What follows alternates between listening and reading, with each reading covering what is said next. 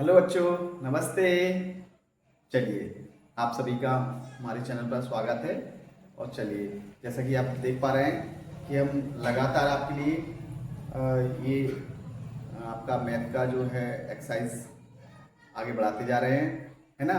तो आप बहुत अच्छे से करते जा रहे होंगे और आप देख पा रहे हैं कि कितने कम समय में हमने ज़्यादा उपलब्धि हासिल कर ली है, अर्थात ज़्यादा से ज़्यादा हमने एक्सरसाइज को कर लिया है।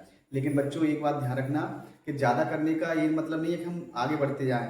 हमको पिछले भी रिवाइज करते रहना है और साथ में इनको अच्छे से आपको करते जाना है। मैं आपको इसीलिए ज़्यादा क्वेश्चंस नहीं करवाता हूँ, एक या दो क्वेश्चन ही आपको करवाता हूँ। आपको केवल बच्चों विधि पे फोकस करना है, क्योंकि अगर आपको मेथड आ गया, विधि आ गई, तो समझ लिया आप सारे क्वेश्चंस कर लेंगे।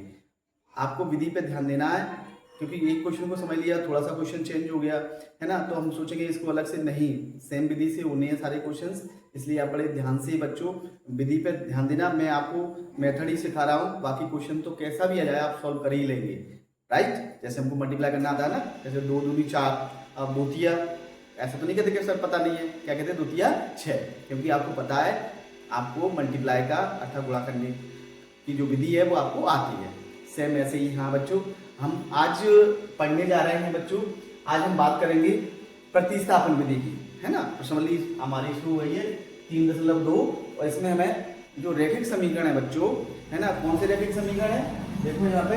तो जो रैखिक समीकरण हमें दिए हुए हैं उनको हमें प्रतिस्थापन विधि से हल करना है, इनकी वैल्यू निकालनी है, मान निकालना है। किससे निकालना है? प्रतिस्थापन विधि। तो ये क्या होती है, कैसे हल करते हैं, इसके बारे में जानते हैं। प्रतिस्थापन मतलब एक स्थान से दूसरे स्थान पर रखना, लेकिन किसको रखना? देखो, इसमें दो चर होते हैं, एक्स या वाई, राइट। मतलब या तो नहीं कह सकते एक्स और वाई, या दूसरे में भी हो सकता है वाई और जेड भी हो सकता है, मतलब कम से कम दो चर होते हैं ना। तो अब दो चरों में से हम किसी एक चर को पहली वैल्यू निकाल लेंगे और उसके बाद उसको हम उसकी वैल्यू निकाल के अगले समीकरण में प्रतिस्थापित करेंगे, ठीक है बच्चों। और इस तरह से हम उसकी वैल्यू जो हमने एक चर की वैल्यू निकलने के बाद फिर उसको पुट करेंगे, रखेंगे, तो अगले चर की वैल्यू भी निकल आएगी। चलिए, आप विधि से आप जब अपन करेंगे तो आपको क्लियर हो जाएगा। चलिए हम यहाँ पर देखते हैं, तो सुनिए। प्रश्न नंबर 3.2, निम्नलिखित समीकरणों को प्रतिस्थापन विधि से हल कीजिए, ठीक है बच्चों। हमें प्रतिस्थापन विधि से हल करना है, राइट, है ना। प्रश्न हमारा पहला है x + y = 14, x - y = 4। तो चलिए हम इसको हल करना शुरू करते हैं। जैसा कि मैं आपको प्रतिस्थापन के बारे में बता ही चुका हूं बच्चों। आप y एग्जांपल देखिए पहले, तो चलिए हम इसको हल करते हैं, तो आपको पूरी तरह समझ में आएगा। बहुत ही आसान है बच्चों हल, है ना। ये मैं आपको पहले ही क्वेश्चन ले रहा हूं। उसका क्वेश्चन हमारा है x + y = 14 और इसका जो आगे का जो समीकरण है x - y = 4। तो बच्चों आपको सबसे पहले क्या करना है, जो पहला समीकरण है उसको समीकरण 1 देना है, दूसरा उसको समीकरण देना है 2, ठीक है बच्चों। पहले को पहला, दूसरे को दूसरा, कितना आसान है। अब बच्चों हम क्या करेंगे, समीकरण 1 से हम क्या लेंगे, समीकरण 1 से। तो समीकरण 1 लेंगे, समीकरण 1 से तो समीकरण जो लिख दिया हम लेंगे समीकरण 1, x + y = 14। अब यहाँ देखो बच्चों दो चर है x और y, तो हम किसी एक चर के लिए इसको हल करेंगे। चलो हमने क्या किया, x को यही रखा, ठीक है बच्चों। तो हम क्या करेंगे, 14 और धन के y को उधर लेंगे तो क्या हो जाएगा बच्चों, ये माइनस के। आप x को भी उधर ले आ सकते हैं, कहीं कोई रटने की जरूरत नहीं है। और जो हमारा चूंकि इसमें इसका गुणांक कुछ है नहीं, तो हम इसको समीकरण 3 दे देंगे। क्या दे देंगे बच्चों, समीकरण 3। अब देखो ये x का जो मान निकला है ना बच्चों, तो हमारा क्या हुआ आगे, अब ये x का मान समीकरण 2 में रखेंगे, क्योंकि हमने 1 से x का मान निकाल लिया। तो बच्चों इसमें 2 में हम लिखेंगे समीकरण 3 से x का मान समीकरण 2 में रखने पर 2 में रखेंगे बच्चों। अब समीकरण 2 क्या है हमारा, देखो जी है, देखो इधर ध्यान से समीकरण, चलो मैं यहां रख देता हूं तो आपको समझ में आएगा। समीकरण 2 क्या है, x - y = 4। तो हम किसका मान रखना है बच्चों, यहाँ पे x का। तो x का मान कितना है, x का रखेंगे 14 - y बराबर, हाँ, और यहाँ पे देखो ये तो x की जगह आ गया, माइनस की जगह माइनस लगाएंगे, y की जगह y बराबर 4। ठीक है बच्चों। अब आप देख पा रहे हैं ये पूरा बाय में हो गया, तो हम 84 एक तरफ रखेंगे या 84 एक तरफ रखेंगे, तो ऋण का एक बार ऋण का एक बार मिलकर बच्चों कितना हो गया, ऋण के 2 बार हो गए। और 4 वैसा के वैसा और धन के 14 जाके तो माइनस क्यों आएंगे 14, क्योंकि ये समीकरण हल करने का रूल होता है, या किसी से नुकसान तक उसका चिन्ह बदल देती है। तो ये धन का तो ऋण का हो गया। अब देखो बच्चों ये तो ऋण के 2 बार है ही, बराबर 14 धन की और ऋण के सॉरी 4 धन की और ऋण की है 14, तो 14 में 4 है तो ऋण के बचेंगे कितने बचेंगे बच्चों, 10 है ना। ऋण से आप ऋण नहीं काट दो, तो 2 बार बराबर कितना हो गया बच्चों 10, और बाय का मान करेंगे तो 10/2, 2 पंचे 10, बाय का मान कितना आ गया बच्चों 5, राइट। बाय का मान आ गया बच्चों 5। अब बाय का मान हम रखेंगे समीकरण 3 में, बाय का मान समीकरण 3 में रखने पर, ठीक है बच्चों। समीकरण 3 रखेंगे तो समीकरण 3 क्या हमारा, x बराबर 14 माइनस के बाय, x बराबर 14 और बाय का मान आ गया बच्चों 5, तो x बराबर 14 में 5 का बच्चों 9 है ना, तो x का मान कितना आ गया बच्चों 9 और बाय का मान कितना आ गया 5। तो हमारे समीकरण के यार क्या आता है, अभीष्ट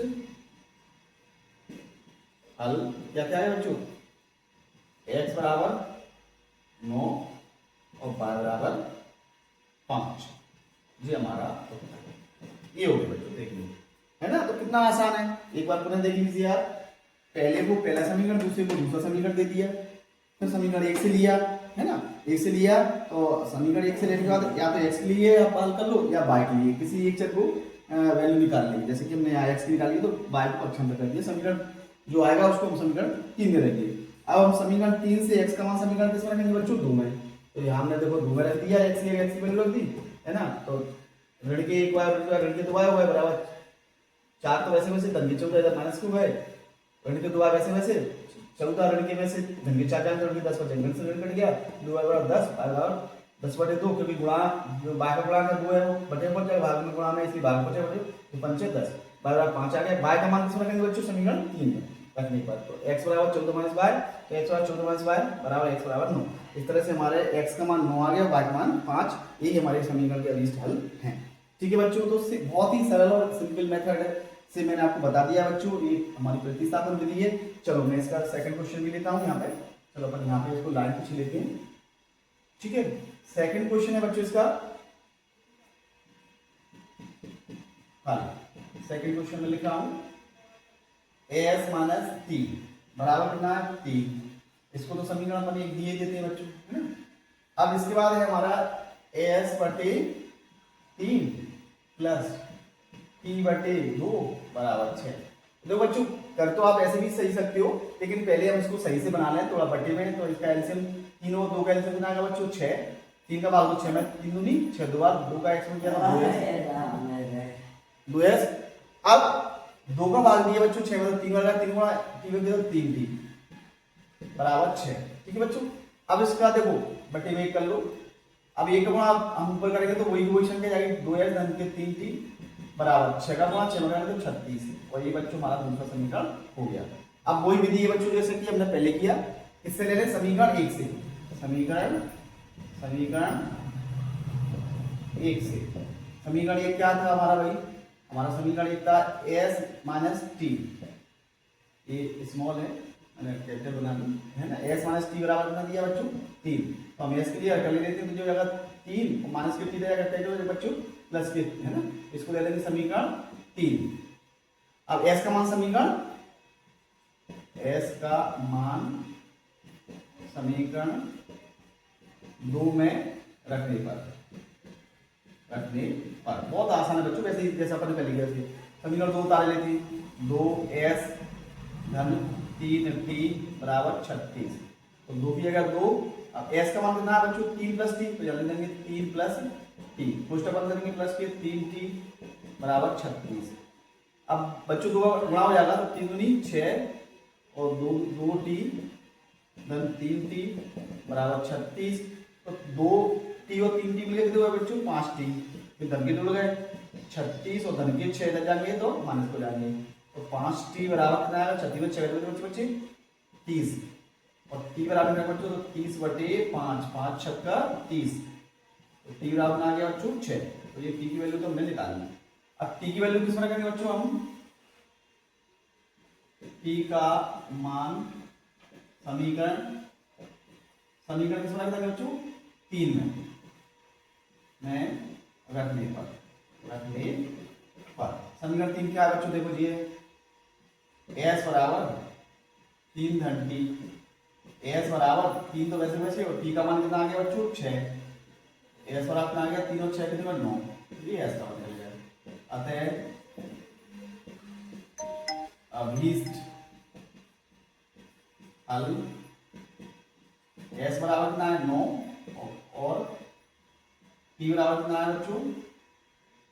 टी बराबर 6। ये आपने उत्तर देखा बच्चों। तो इस तरह से हमारे ये पहले क्वेश्चन के 2 क्वेश्चन हुए है ना बच्चों। ऐसे ही आप आगे के जो क्वेश्चन है वो आप होमवर्क पे करोगे, राइट। और कोई दिक्कत आ गई तो आप कमेंट करोगे, मैं आपको सॉल्व करा दूंगा। वैसे आपको मैंने सिंपल क्वेश्चन और जो आपको इस तरह का क्वेश्चन भी मैंने आपको बता दिया है, और विधि देखो आप सेम ही है, ठीक है बच्चों। तो आपको समझ में आ गया होगा।